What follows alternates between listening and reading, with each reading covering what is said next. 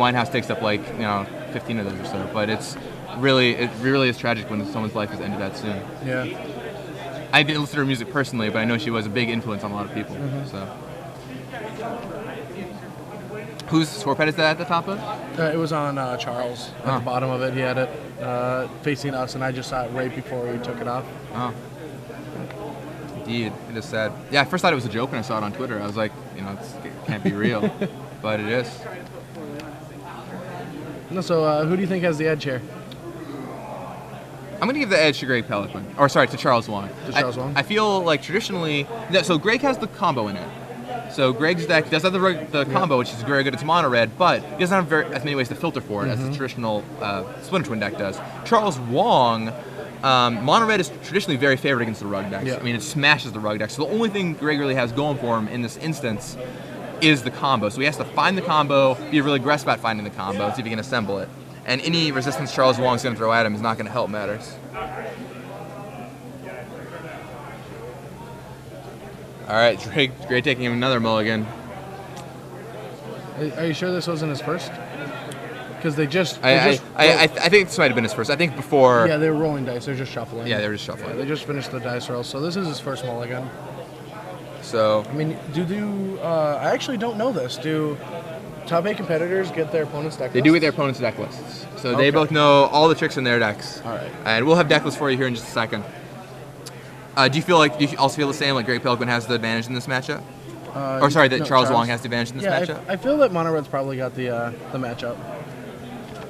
Just for the fact that it's aggressive and the rug deck is kind of all over the place with combo plus like non-combo. And I feel like just having just a straight like threat base that Charles has is just going to get him there. Yeah, I think Charles is definitely favored. Once again, we'll see deck list here in a second, but I think Charles is just ahead in this matchup. I mean, mono red was like rugs. When Alex Bertini was playing a bunch of rug, red was the deck he least wanted to face. And he said that every single time. And the Splinter Twin combo helps, but... All right, so Charles Wong, we'll get you in a second over to actual board. Yeah, but so it looks like Greg preordained on his first turn. He picked up 2 cards, so I imagine that's what was going on there. And Greg, let's get the camera fixed in just a second. One sec, guys. But so, by the fact that Greg revealed his top card, I imagine Charles cast a Goblin Guide. And let's see, Goblin Guide down. Greg picks up his card, and here we go. So the board is Charles Wong, Goblin Guide, Furnace Scamp versus Greg Peloquin's Island. He's cracking his Misty Rainforest now. He didn't start with that Goblin Guide, so it must have been off the top. It's showing up a little late. So here we go. Deck list just in. So Greg Peloquin, let's look over Charles Wong's deck first. Charles Wong is, just gotta find it real fast. There we go. Okay, so Charles Wong, 4 Goblin Guide, 4 Grim Lavamancer, 4 Furnace Scamp, 4 Chandra's Phoenix. That's pretty interesting. 4 Flame Slash, 4 Lightning Bolt, 4 Arc Trail, 4 Searing Blaze, 4 Shrine, 4 Stagger Shock. So 4 ofs all the way down, and Chandra's Phoenix. That's pretty interesting. I like that. Like, seems like so much value with like block, trade, Searing Blaze, like get it back. Yeah. So in the meantime, there's Searing Blaze. There's Searing Blaze on Lotus Cobra. Serve in for 3. I think the worst feeling in the world is like when you're on the play and you have a Lotus Cobra and you go like land, they go Goblin Guide, and then you Cobra and then there's Searing Blaze attacking and you're at 17 or 13. When do you think the right time is to crack your Furnace Scamp in general? In a matchup like this where you have a ton of burn and he's trying to combo as soon as possible. You're just the first hit?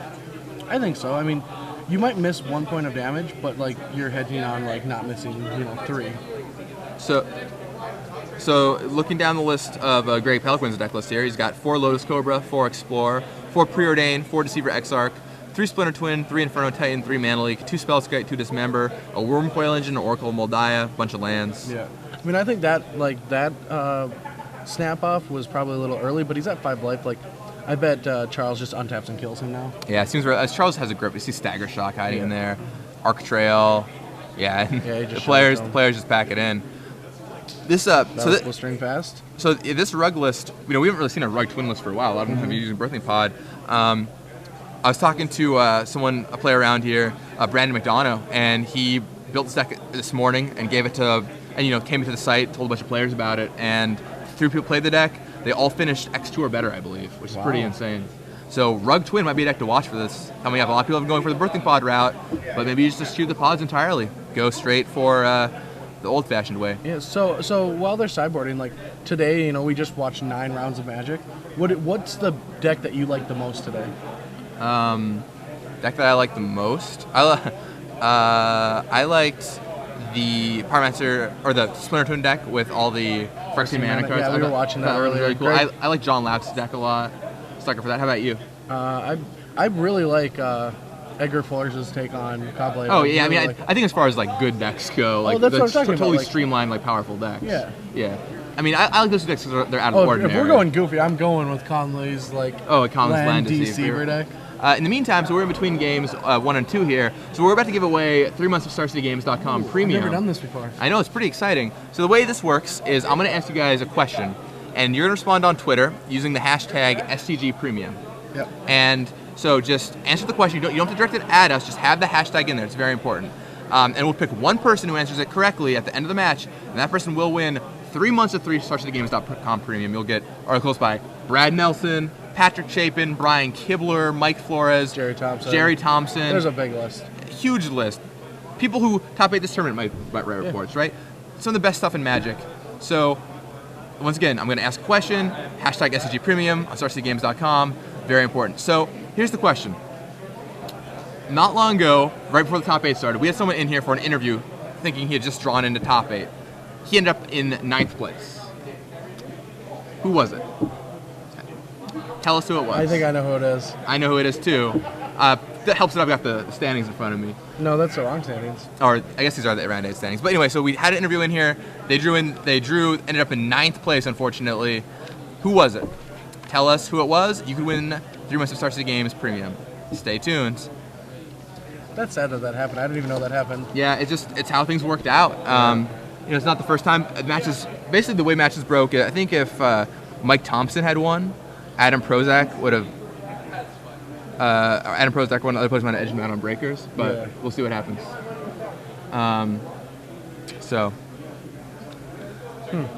Anyway. So let's see if we can actually see this Rug Twin deck take him out of the first 4 turns. I mean, looking at a sideboard, I see Flash Freeze, Obstinate Bailoff. Those are both reasonable cards, I guess. Spellskite, Pyroclasm. Flash Freeze, Obstinate Bailoff, Spellskite, Pyroclasm are all pretty reasonable. Other than that, what do you think he would be taking out is the bigger question for me. I mean, cards that seem really bad are like Oracle. Mana Leak's pretty bad. Maybe even an Infernal Titan or 2. Especially if you're bringing in like Bailoffs and I think Spellskite will be good. Flash Freeze. Yeah, I agree. I think you're bringing those cards. Question is Mana Leak, I think I agree. Mana Leak comes out. Especially if he saw his deck list and he knows he doesn't run that many creatures, Dismember probably gets cut too. Yeah, I was gonna ask you about Dismember. It's been split. Like if you Dismember Turn 1 Goblin Guide, you save yourself a lot of damage, but at the same time, I mean, there's better cards you could have sometimes. How do you feel about Dismember in this matchup? I think it's fine. I think I would definitely keep it in, but I can definitely see an argument of taking it out if somebody knows the matchup better than I do so far. Yeah, I could see taking Dismember out here. So if he's looking to bring in 3, 6, 7, maybe up to 10 cards, I think the cards we'll see cut are 3 Mana Leaks, 2 Dismembers. After that, an Oracle. Yeah, an Oracle, and maybe a Titan. couple of Titans, yeah. Those are cards I see getting rid of. As far as Charles's goes, so he'd probably Dismember, maybe Mana Barbs, Active Aggression for sure, if he thinks that's the only way he can lose. I think probably Active Aggression is the main card that comes in here in Dismember. I mean, I don't really like Active Aggression. No? Even though he has the combo in his back? I mean, you have the combo, and I don't think you bring Mana Barbs in because you're just you're actually playing into their combo that way. I agree. I think Dismember you have to hold the mana up, and you still have cards that kill it. Like Act will probably come in. I would rather have Dismember in my deck than Act, just because it's so much cheaper. I agree. Plus, it kills Lotus Cobra and stuff. Yeah, I don't think Act will come in. You really don't think he'll bring Act in here? I mean, the problem is I guess you don't want to bring 7 reactive cards, right? Yeah. That's a big one. All right, so Charles Wong, turn 1 Grim Lavamancer. So Charles, for those who are wondering, does this weird thing where he sleeves all of his cards backwards. You see the Ultra Pro mark on the top of the sleeve? Oh yeah, I do see that. So if you're wondering what's going on, if it's some weird camera glare, it's actually just how he sleeves his cards. Everyone's got to be different somehow. So Greg goes turn 2. I think that's a Lotus Cobra, right? Yeah, that's just another Cobra. And Charles is probably just going to kill that. Does he have the same blues? Oh, serves in with both of them. Flips up a Ponder. Does he not have a land? We're about to find out. If he doesn't have a land, it could be rough times for Charles Wong. I think he's got a land in there. No. Oh, it just passes. This might be what the boost Craig Peloquin needs. That Lotus Cobra is active. The mana is online. Passes back. No. He's getting a land. Oh, he can't Ponder. Sorry. Once again, we've learned so much from the gestures people just make. Yeah, It's like thrust it towards. I remember we were watching someone a couple weeks ago who would just like point towards his opponent whenever he was activating an ability, and it was like, when is he passing the turn? When is he not passing the turn? It's interesting to see all the different gestures people have. But anyway, so Greg goes for the Ponder, leaves the cards there, draws one off the top. Probably gonna shuffle, maybe play Baloth. I just want to see that. Attack for 2. Lotus Cobra gets in. Greg knows he's not going to be blocking, so Charles stuck on 1 land. Didn't get there either. And serves him for 3.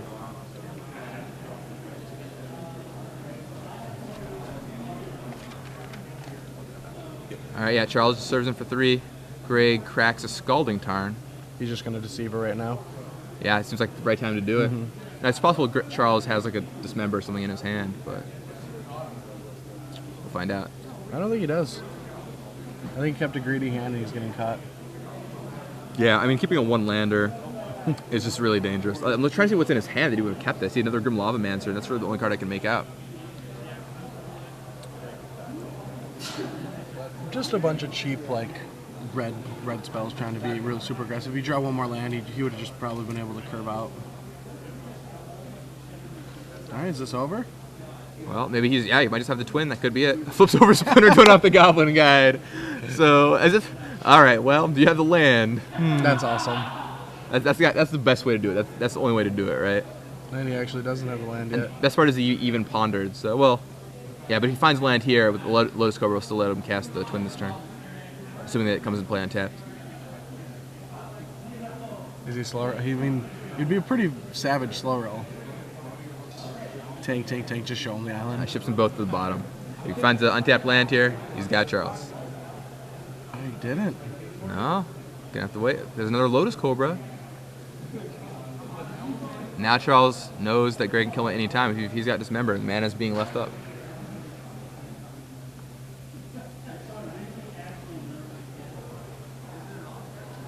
Alright, in comes Lotus Cobra, gonna serve Charles down to 16 life.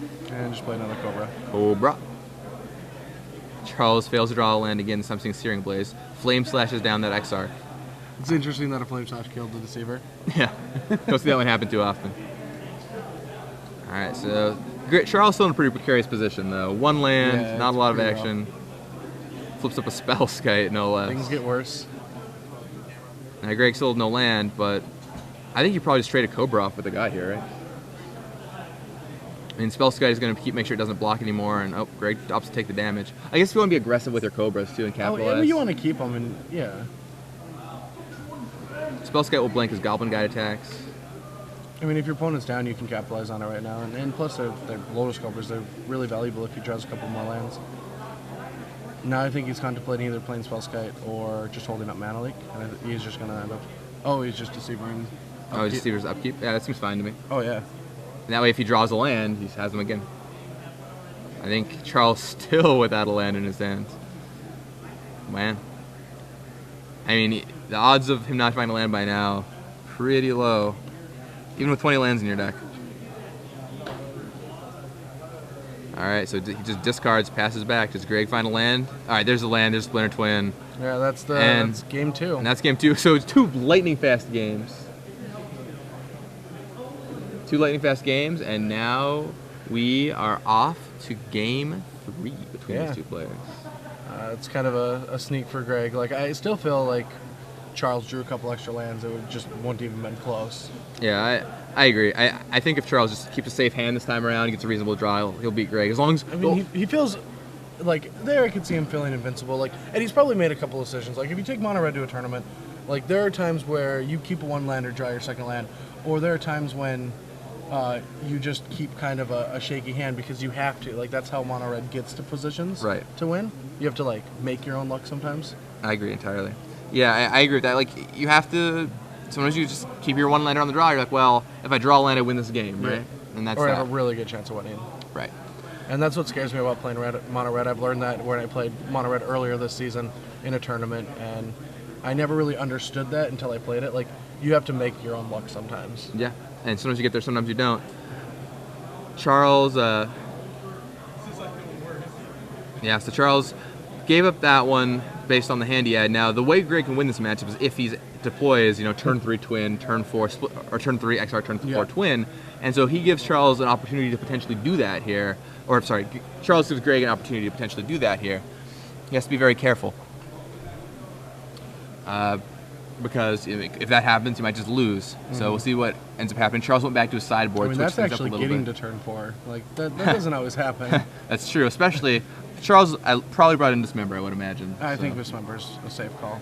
And he also kept Flame Slash. I feel like I would just not have Flame Slash in my deck and just have Dismember. Yeah, I can agree with that. I mean, I think it depends how many reactive cards you want. Once again, I mean, if you really want ways to deal with Lotus Cobra, maybe you board out some of those on the play, on the draw. Yeah. And Arc Trails, and I mean, maybe he probably boarded Arc Trail out. Maybe he brought in Active Aggression too. He probably, well, that's a lot of spells to like.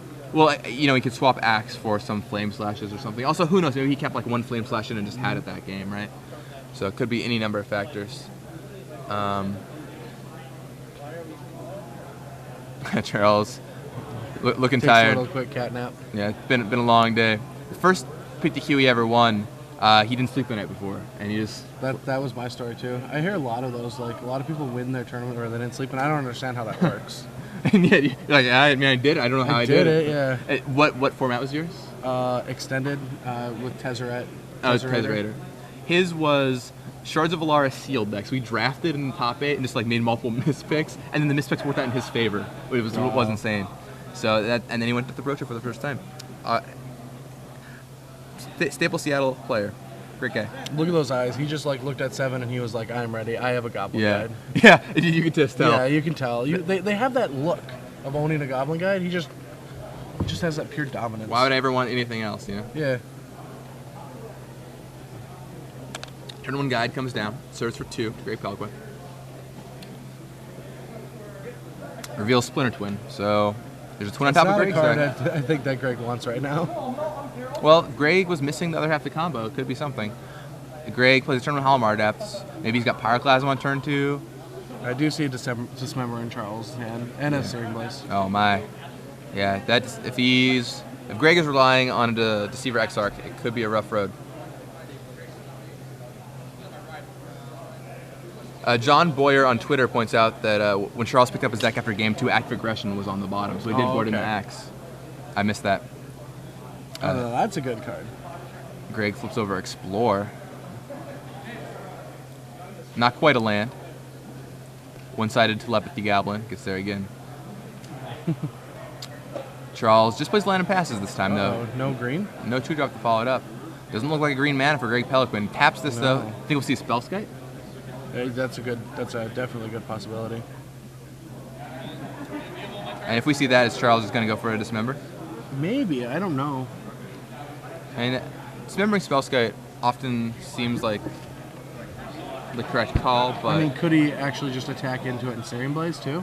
That's also definitely because, like, then what if he has a Deceiver and he doesn't have the right spell? See, I think Charles has 2 Searing Blazes and a Dismember right now, and I don't know the rest of his hand, but I think there's a land. And so if he Dismembers now, and he already knows that he has one side of the combo, so if he Deceivers, then he has to be able to kill that during his turn, and that might not be a possibility.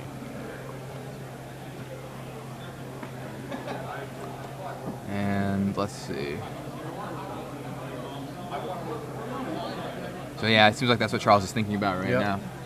What sequence of plays? All right, so he's just gonna go for the Searing Blaze play. He just wants to Searing Blaze it. I think he gave his opponent a lot of information there, too. All right, so he drew Lightning Bolt. He's going to serve in. Greg flips up Deceiver XR, so he knows he's got the combo. Now he definitely wants the Searing Blaze. The question is...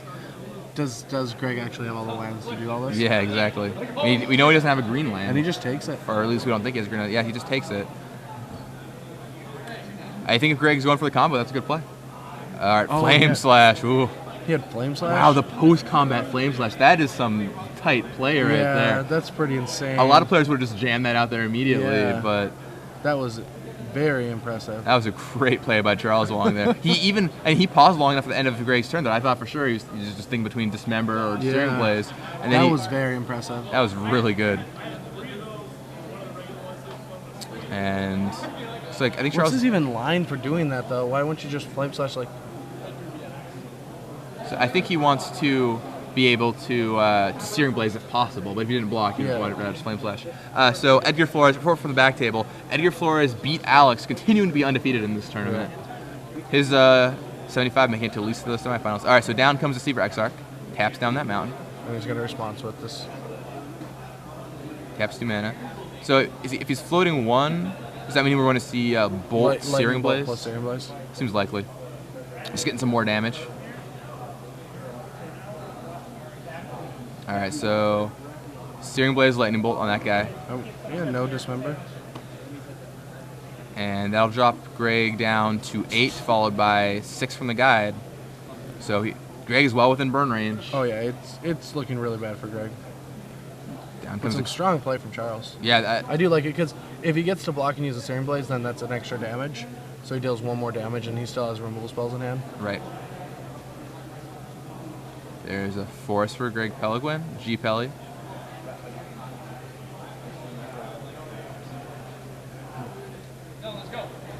And there's that Lotus Cobra? Yeah. All right, Lotus Cobra comes down for Greg Peloquin.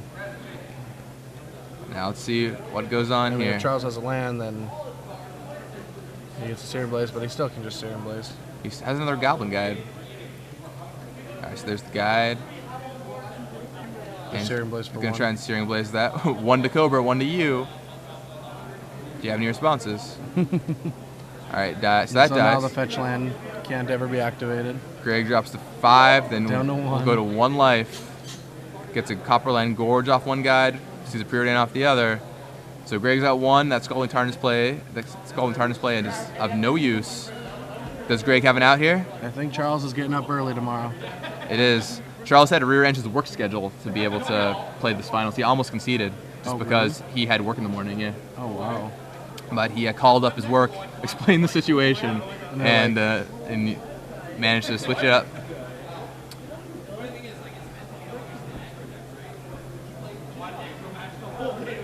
All right, Greg puts 1 on top, 1 on bottom. Maybe he sees an out. Down comes Copperland Gorge, taps 2. Is that a Spellskite?